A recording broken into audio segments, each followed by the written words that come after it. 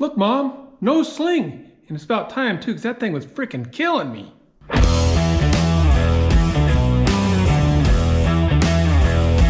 All right, welcome back to the Montana Garage. Like I said, no sling, but I'm still not really out of the woods yet. I can't really use my arm. I can't lift anything. I can't grab anything. I can't reach for anything. I can't carry anything. I got 4 to 5 more weeks of basically being left-handed. So I have not got anything done in the Montana Garage in the last 2 months while I've been nursing the shoulder. Plus it's been bitter cold, so I haven't even wanted to come out and make this little footage. And I got the excuses. I got them piled up, but we don't need to get into all that.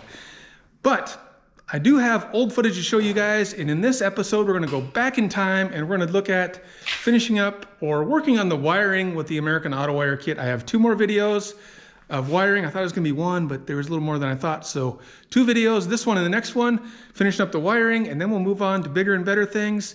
And also to give you guys more of an update of what's been going on and what's coming up soon. I'm going to go live here on YouTube. Monday night, February 5th, I believe it is, 7 o'clock p.m. Mountain Time. We'll go live. We'll talk about what I have been up to, what I haven't been up to. And I got the 55 registered for its first event coming up late spring, early summer-ish. So we'll talk about what that event is. And I got a long, long laundry list of things I got to get done so we don't screw up and miss this event too. So come back Monday night. We'll go live. We'll talk about all that. We're going to call it Montana Garage Monday nights. It might be every Monday. It might be once in a blue Monday. I don't know. We'll see if anybody shows up. So enjoy the video. Like, share, subscribe, tell a friend, and we'll see you hopefully next Monday night or Monday the 5th, whenever. I don't know when this is coming out. You guys know how it works. New day, same project. Still working on the wiring in the 55 here. And I know it doesn't look like it because there's a lot of wires hanging out here, but I mostly have this dash harness figured out and mostly done, just a little bit more tidying up to do. The next thing we did was the heater switch. This thing was always loose in here. I could never get it tight, so luckily I had to investigate now to kind of figure out what's going on. So it's basically just a switch with a, here, let me set you up here so I can show you.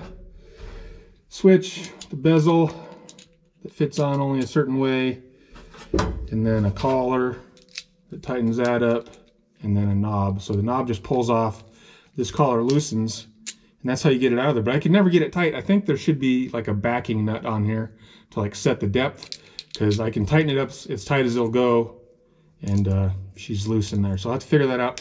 And the other thing I did is I tested the switch while I was out with the old test light.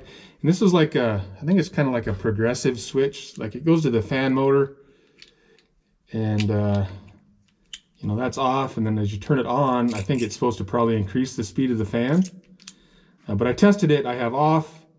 When I first turn it on, the test light lights up, and then as I spin it, it just goes back off. So I think it loses a connection there. So probably need a new switch, but it'll work for now. I just got to get a new backing ring on here. And we'll get that put in there. There's 2 wires I had to terminate the ends. That's what plugs into the back of that. 55's also had like a deluxe heater with slides and all kinds of fancy stuff. This is just the standard version, so all I have basically is on-off fan control. So what are the rest of these wires hanging under here for then? White wire, that goes to attack when I install that. This is just a ground that I got to figure out and hook up somewhere. Brake light switch, I showed you guys I got to get a new one of those. This is a dome light, or not a dome light, a lamp, a dash light that goes in the deluxe heater. So I don't have a spot for that. So I'll just tie it up for now, and maybe I'll find out there's a spot I'd like to have a little light shining under here or in the glove box more or something once we get that all turned on. So we'll have an extra light. Big heavy orange wire goes to the other end of the blower motor. Let's see, we have 10 in yellow. These are for the radio. One is power the radio and one is constant power, so you don't lose your memory. I'm just gonna probably I have the original radio for this thing. Hot rodder, I'm just gonna listen to the exhaust, right? That's the music for people. But I think I'll throw the original radio in here just for looks, as long as I can find all the knobs and everything. Someday down the road, maybe I'll decide I want a radio. I mean, I'm only driving 1,000 miles across Kansas and Nebraska. Why would I need a radio? We'll figure that out. But for now, no radio. And then the rest of these wires come over here. We have a clock and a clock light. The clock goes right there. Unfortunately, mine says Bel Air right there, but this is not a Bel Air, and it does not have a clock. So Those wires will just get taped up. Again, I'll have an extra light. If I find out a spot, maybe I'll have some light shining through that speaker grill or something. We'll just leave it empty for now. And then these ones just go to the door switch. By gum and by golly, I think that about covers it. So basically, I just got to tie up that little bit of stuff because there's really, I got to get a new door switch. I can't put the blower motor in yet because I got to paint it. So we'll just tidy this stuff up and figure out what's next. All these ends that I'm just not using, like the radio plug-in and stuff like that, that I'm just going to tie up under the dash and clip in the ends, and then taping them up. Like this one, it has a cover on it, but there's still a hot lead sticking in there, so I'll tape that all up. So anything that's not plugged into something will be covered up so we don't have another incident where we let all the smoke out of the wires, because that's not cool. I think I'm finally done with the dashboard harness, except for the couple little things I can't do for a while, but let's take a peek. And you know, I'm not an expert. This is the first time I've done this. You guys out there, probably a lot of you could make it look a lot better, but hopefully this is all gonna function and work as it should. So, I mean, first initial look, I mean, at least there's no wires hanging down below the dash anywhere. These ones got to get plugged into the brake switch still, so those don't count. Here's a final look inside of the dash and my spaghetti mess I got in there. And these are just plug and play into the little bezel that goes in there, the little you guys know what it's called. Apparently I do too, but apparently I don't right now. The you know, the instrument panel, instrument gauge cluster. We'll call it the gauge cluster. I think that's right. So when that goes in, these will get plugged in, but all the rest of the stuff is, you know, kind of tied up and out of the way. I did have quite a few, you know, excess wires that I wanted to keep for later. I explained some of that already, but so I got kind of some stuff just wrapped up there. Some I'll end up using just when I get some more pieces and parts, and some may never get used unless some things change, but some of the wires are there if we need them in the future. And then of course this, I kind of wrapped this last little harness that comes over here, and I got it going to where the door switch goes. I just got to plug in the heater motor there. Once I get the rest of that all put together. So that's pretty much it on that. I keep getting sent down these other little wormholes along the way. Like my glove box wouldn't work, so I spent quite a while adjusting that and trying to get this latch to loosen up, and now she opens and closes just like butter. How about those cup holders from back in 1955? Let me tell you, automotive technology has come a long ways, especially in the cup holder department. I'm going to have to build something in this general area here to handle that cup holding task, I'm sure. What else? Oh, my vents would not open and close. They're cable operated. I got them all tore apart right now because those things would not budge an inch, a millimeter even. They wouldn't budge even a millimeter. So I took them all apart and I'm soaking them. Hopefully I can get them to work again. I got a bunch of hardware in the floor down here. These were holes where the emergency brake pulleys and whatnot mounted from down below, and I'm not running an emergency brake. We talked about that in a different video, but I didn't want to plug the holes for reals in case I decide to put all that stuff back on, so I'm just filling them with some stainless hardware for now. I got the gas pedal here. I'm not sure, just because I was getting hardware, so I got some hardware for those. I will need either a new gas pedal. I'm not sure if I'm going to use this original gas pedal design with the little lever that goes here, or switch to like a cable type setup, so I'll figure that out here soon too. But yeah, something's finally done-ish, and we can move on to something else, I guess, finally. One of the little rabbit holes I got taken down while I was trying to do the underdash wiring was these vent cables. These things were like rusted solid, or I don't know, rusted stuck. I could not budge them a millimeter. And now, I'm not gonna say smooth as butter, but pretty good. I soaked them in Evapo-Rust overnight, and then hit them with some PB Blaster. And now my vents should open and close. Bonus. I got that tip from Half Rods over at his channel. He does a lot of 55. We'll try 5, but he's got 2 55s. Go check out his channel. I'll put a link in the description. Thanks, man.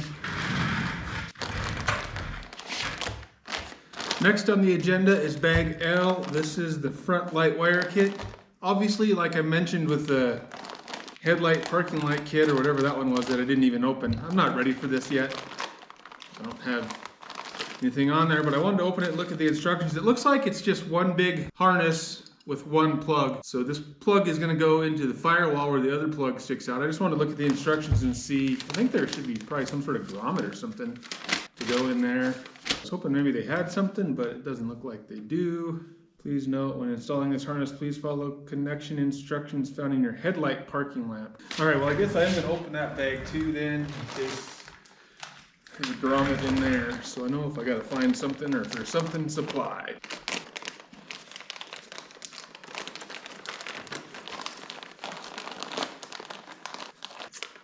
Don't look like it. Looks like we just got some tubes and grommets for the headlights. So I have to see, I'm gonna go over to the car and plug this in and see what it looks like we need over there. So here's what we got going on. This is that under hood light harness. And this, oh darn it, popped it back through the hole. So coming off of the fuse box here, there's a little group of wires. Too dark to see anything probably, but it has an end on it like so. And it's just barely long enough to get to that hole. But it is long enough to get there. But the problem is, both of these, so this is gonna connect right here, I'm assuming. Both of these actually fit through the hole. This one just barely. But I think you guys out there, somebody out there is a Tri-5 expert, or don't even have to be a Tri-5 expert, you just gotta know more than me. Tell me if I'm wrong here, but I think originally with the 55, this just had like a regular grommet, like one of these numbers, and the wire just came out. There wasn't a plug here, I think. But what I'm looking, or what, you know, the way this is set up, and the way the 57 here is, see we got that plug there, and then there's a grommet where it meets. I can find a grommet that goes there for 1956 and 1957. They don't have one for 55. But like I said, I think the reason behind that is 55 was different, but now with this new harness, we're upgrading. So I'm going to order that grommet. It's kind of special shaped for this guy to fit in. So that's what I wanted to find out with breaking this bad boy open. So we'll put all this stuff back away for now because there's really nothing I can do up there. And then we will open up the last one, which is the rear body kit. Bag M, new rear body kit, 55 to 57 Chevrolet. I'm obviously missing my taillights and everything in the back, but I think I can go ahead and run all these wires back there. I don't have much else I need to do. I'm going to paint the roll bar, obviously, but that's fine. And then just the flooring and carpet, which this, yeah, well, look, I may want to put my Dynamat type stuff on the floor before I run this back. We'll see what we got to do here. So we got one main harness. I'm guessing this guy's going to plug into the under dash. Then all these wires are going to run back to the trunk taillight area. These are just the little rubber guys that go to the taillights, it looks like, where they plug in. And we got some instructions, of course, and a bunch of miscellaneous fittings and whatnot. Doesn't look like anything super important in there, just some terminal ends.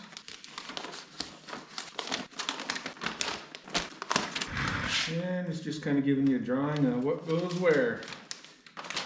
All right, let me do some investigating to decide if I want to run these in there or if we want to put our floor insulation down first.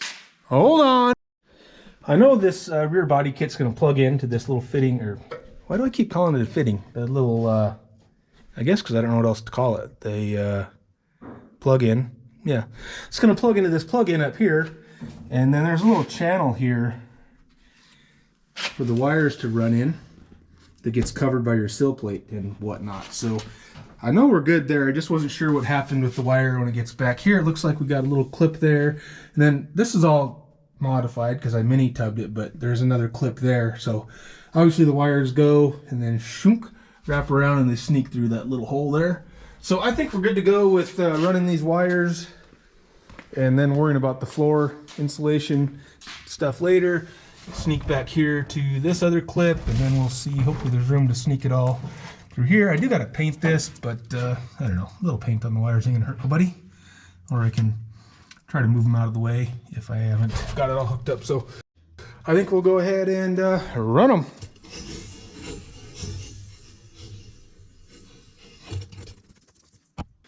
I think I'm going to start from the back. It seems easier to run this fitting again, this plug-in up through there than trying to get all these random loose wires pushed back through everything.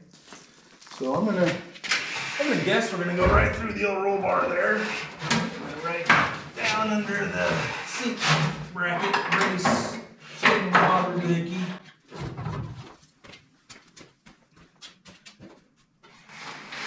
Come to Papa.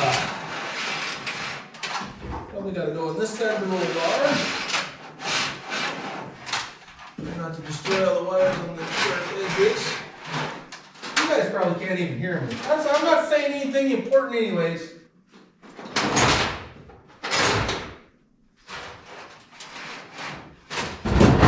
Hello.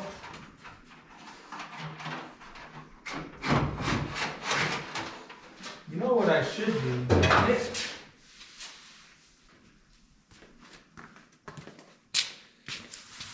Let me come up with a little bit more of a plan, and then I should wrap those wires probably, so I might be able to do it in the car. We might have to do it a second time. Surprise, surprise. So most of this harness is gonna stay all together until we get to somewhere behind the back seat, and then the fuel sending unit wire will shoot off different, and then we go all the way till near the end of the yellow wire, and that's where the tail lights start splitting up and stuff. So I'm gonna wrap this all together before I install it. I'm gonna use this black non-adhesive, I don't know what they're actually calling it.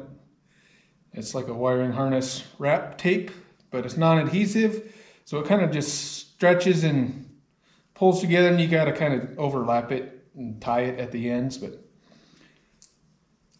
it's I got it from Summit Racing. It's sold or branded through American Autowire, the same people that made the harness. So anywho, I got I don't know, a couple minutes of this ahead, and then we'll carry on.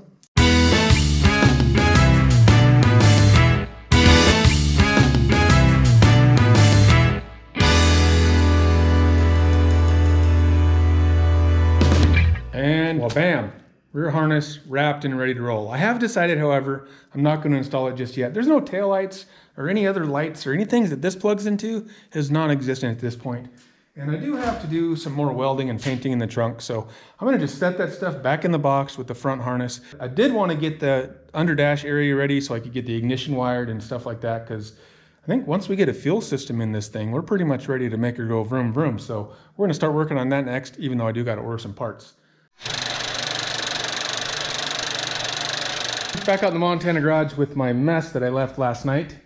So I guess today's task, we want to get the drive shaft loop welded in, but first I'm going to finish this wiring fiasco that I started last night and didn't quite finish, so I can get some of this mess cleaned up. We're in the process of wiring in the two-step line lock, all that stuff all together with the clutch switch. And then there's a couple other little things I just need to button up under the dash, and then we can put the instrument panel or the gauge cluster, whatever you want to call it, and then this fake looking speaker looking thing on this side. Put that back together so the dash will be mostly done. We can turn on the plug in the battery and look at all the pretty lights and make sure all that stuff works and go from there. So we're gonna get this wiring done, get the drive shaft loop in, do a quick once over. Oh, the other thing I want to do is I don't know if, I'm sure you guys have noticed this by now and I can't get far enough away, but the old front tires, they sit like this. So I found some shims. Nobody really has any around here, but I found a few shims. I can get it a little better. I'm not going to get it all the way over. I'm going to have to order some shims because I can't find any locally. And I only have a few laying around the shop. So we're trying to get the, what is that? I think that's the camber, right? Trying to get these close to, you know, plumb or straight up and down. Maybe, I think they set them a hair positive, which is out.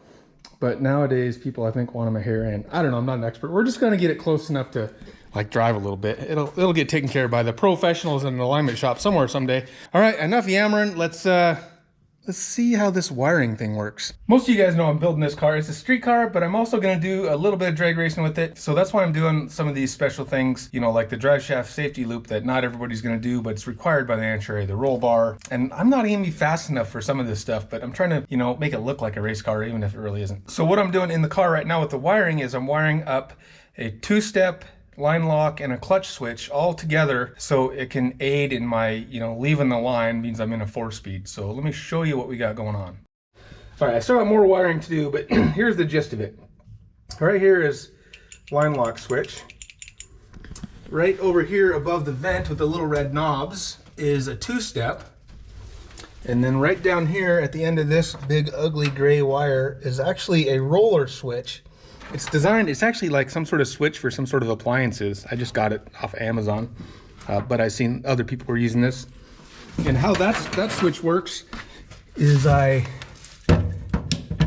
welded this little tab to my clutch arm. Here's the switch itself.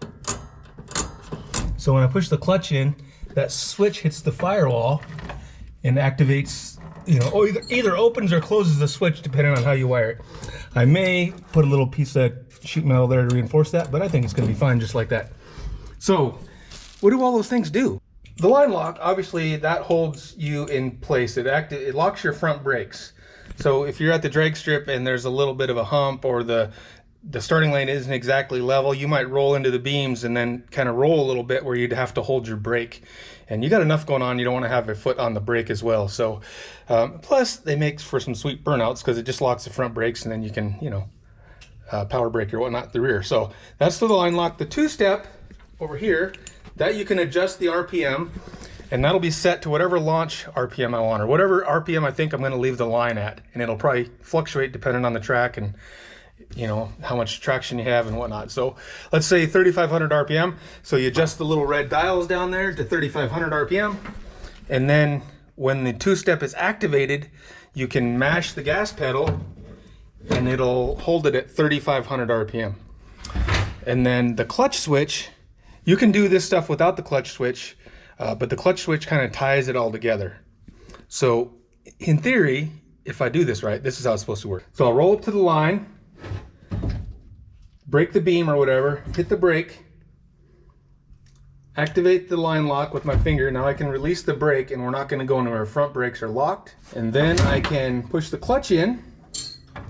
Once the clutch is pushed in, I can release the line lock button because they're all tied together. So now the clutch switch is activating the line lock, and the clutch switch is also activating the two-step. So now I can mash the gas pedal.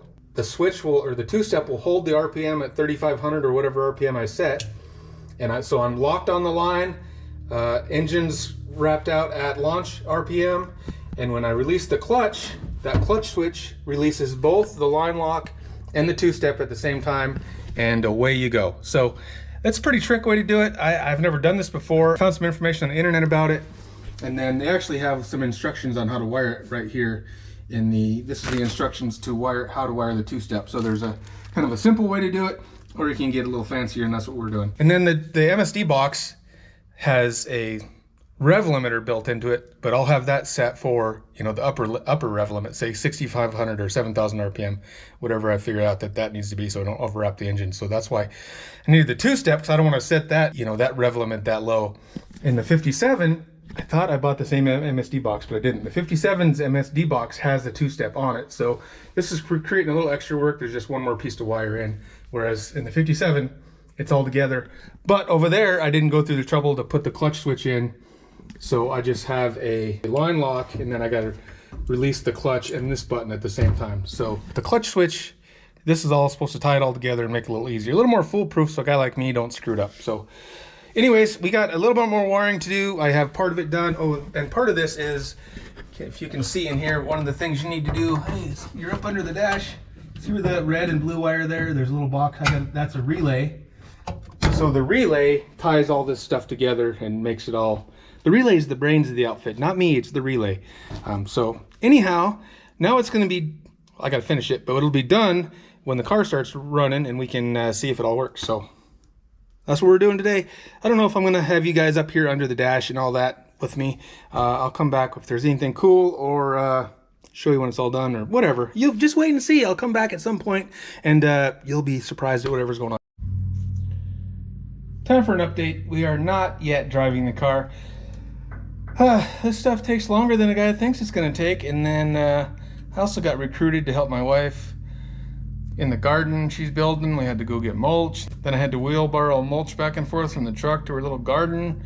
And then we had too much of it, so we had to deliver it to the neighbors that wanted it. And you know, a guy just wants to work on the car, and you got to do other stuff. But that's how you got to do that other stuff too.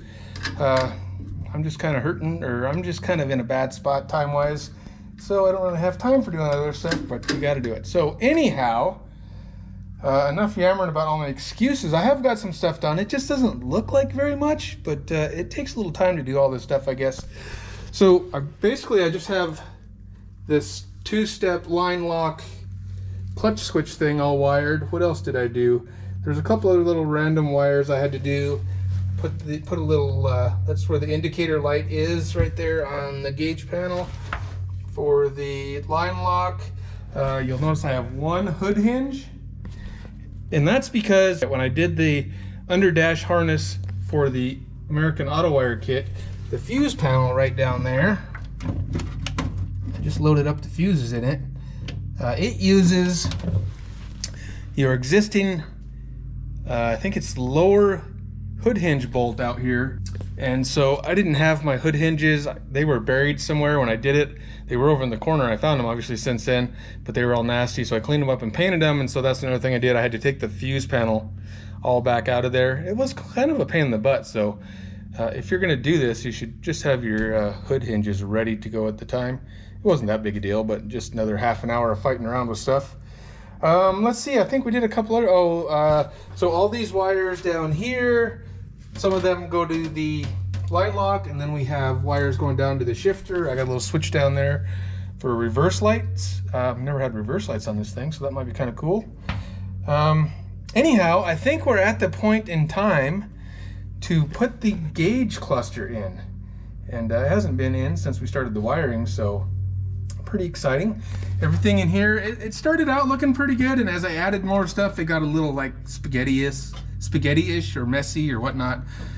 But everything's tied up, out of the way. There's a lot of extra wires like this bundle of stuff up here, and there's some rolls of wire over there that I'm not using now that you may use at some point. I talk about it a little more in the American Autowire video that I might put out someday. I probably will. I just got to find time to edit it. So anywho, let's put these gauges in, check everything out, and we can see if the little lights work and stuff. That'll be cool. With the new American Autowire kit, everything kind of becomes plug and play. So you can unplug your harness or your bezel and take it out. So we have just these two plugs that will plug in. Here are the corresponding plugs in the dash, if you can see that. This is for the generator light. I have the other piece here. That's not going to work because I just have a one wire alternator. And let's see, there's mechanical temperature gauge here that's just broke off. Obviously I have a temperature gauge there. Fuel gauge is there. And there's also, what are the other ones? That's bright indicator. And then there's oil pressure light. And that I have all wired, but it just kind of dies in there because I don't have an oil pressure sender for that. I have also just a mechanical light. So we'll get this plugged in. The white wire that is remaining, that's long, that's the tack wire. So I'll figure out that'll probably wrap under the dash and up to the steering column when I put the tachometer on. When I took this thing out, I actually kind of scratched the top of the column. You never used to have to drop the column in a 55. At least with the stock column, I didn't have to. With this column, I have to take these little bolts loose and drop the column down a hair. Hopefully I still have it down low enough to get this in here. So in theory, that was kind of loud. We can get in position, find our pluggies. All right, snap together, lock together. And this one will go, I don't know, we'll go underneath that one. And which way does this one go? Looks like the tab's on that side. Snap together, lock together.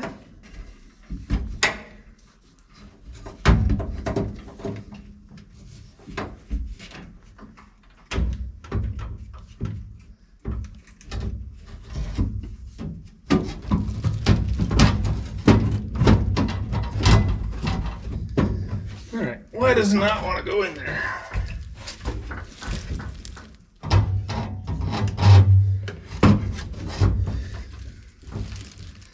Ground wire on that side I had to make room for. Well, bam! 3 days later. All right, so I'll figure out the best way to run this tack wire. I don't know if I can come up through, I can't remember how I used to have it. And I'll find some hardware to try to screw that in place, get the steering column back up where it goes, and we're getting closer, baby. All right, back again. I got the instrument cluster in, got this little fake bell speaker looking thing in, put the tack in and wired the tack all up, went and had some dinner. So anyways, I think I have most of the dash put back together and wired. I think we're gonna plug the old battery in and see if we have lights. Switches out. Be a little careful here.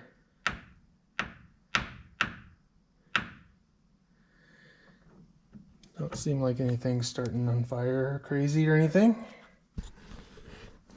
let's see, switch, yeah, out is on. I think should have a bunch of dash lights when I turn the switch on. Oh, don't look like the tack light's working though. They dim and get a little brighter.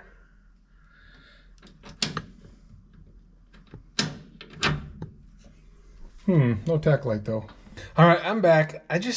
Does anybody have worse luck than me? I don't know if it's possible. I turned the lights on and then I thought, well, I'm gonna play with my little line lock switch because I had a line lock switch right here and then the little light comes on. And I say had because now it's all garbage. It actually melted. So that's not good. So I had the key on, I pushed the old line lock button, and right away it popped a fuse. So I figured that out, I changed the fuse. It was a 5 amp fuse, and I thought, well, I got a lot, and it didn't say to use a 5 amp fuse. That just happened to be the extra circuit in the car that I put it into. So I thought, well, maybe there's a lot going on. I got a clutch switch, a line lock, and this 2-step. Maybe it needed a little bit bigger fuse. So I put like a 20 in there, I think is what I had. And then I turned the key on and everything was fine. I pushed the button and everything worked, but I could feel the wires getting hot. So I stopped, I shut it off. And then I was trying to figure out, what was causing it to get hot. I figured I got all these friggin' wires coming in here. There's a hot wire to the clutch switch, a hot wire to this 2-step. Anyways, I got this little mess going on. And so I've been chasing my tail for the last little bit, trying to figure out where I went wrong, because I assumed I went wrong somewhere. After I put the bigger amp fuse in, then it quit working, and it's because it melted. Yeah, I can't even, the little metal flake stuff where that dash is, there's supposed to be a piece there, right there. So it melted that instead of burning the fuse because I had a bigger fuse in there. So you need the 5 amp fuse apparently, because otherwise it screws everything else up. I couldn't figure it out. I had power and then it wasn't going past the switch, so I had to take the switch apart. And then I had the switch just I was trying to jumper the switch, and I determined that whenever I pulled these wires, this jumper wire, not just the jumper wire, I got them wired together, so when I would pull one or the other of these off, then it wouldn't get hot. The wires weren't shorting out. Something wasn't going haywire. So I was trying to figure out where a wire was shorted and what was going on. And luckily, I had a spare relay. So this is a 5-pin relay that's wired into right here. I just bought this guy at CarQuest and wired it up. Well, I bought it maybe a month ago, but I just wired it up today. And in the meantime, I bought some other cheap Chinese ones because I needed one other one, and you could get like 5 of them for half the price of that one. And I went and found one of those, wired it in there, and you know what? It works like it's supposed to. So I've spent all this time trying to figure out where my wiring was wrong, and unless my wiring fried that, but everything works now. So super frustrating. I lost. Well, I don't want to say I lost time. It's just I spent time doing stuff that I didn't have to be doing.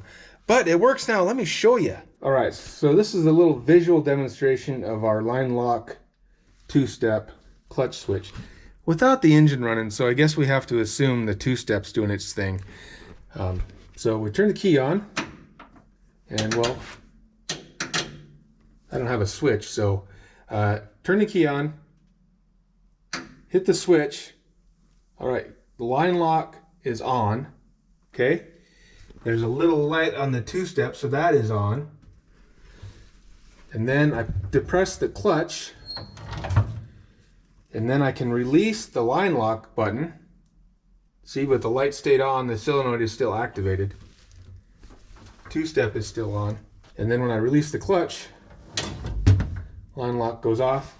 Oh, look, 2-step went off also. So everything works as it should after I spent an hour and melted my switch trying to figure out why it didn't work as I should.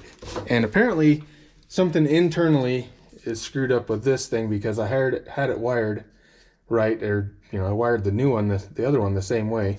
just like it says here. So frustrating stuff. It is midnight. Probably gonna call it for tonight. Maybe tomorrow we'll drive this thing. So I do recommend, if you're gonna do one of these American Autowire kits, you get one of these, or there's two of them actually, two different sizes. Get the American Autowire crimpers. You have to do most of the terminal ends have this like double crimp. I don't know if that's what it's called, but it has these two wings. I didn't do a close-up of any of the crimping. I probably should have, but I didn't. If you want to see that, American Autowire makes a video that they give you in the instructions to watch, so you know how to use this thing. So if you're going to get one of these kits, I recommend one of these crimpers or this type of crimper. You might be able to find a cheaper one. These were like 200 bucks for two of them, so not cheap, but they work really, really well. So you're going to need one of these crimpers. They have really good instructions. And so if you could just follow the instructions, you're pretty much good to go. But they don't tell you like every little thing. I mean, it doesn't say hang this wire on this wire hanger, route it this direction.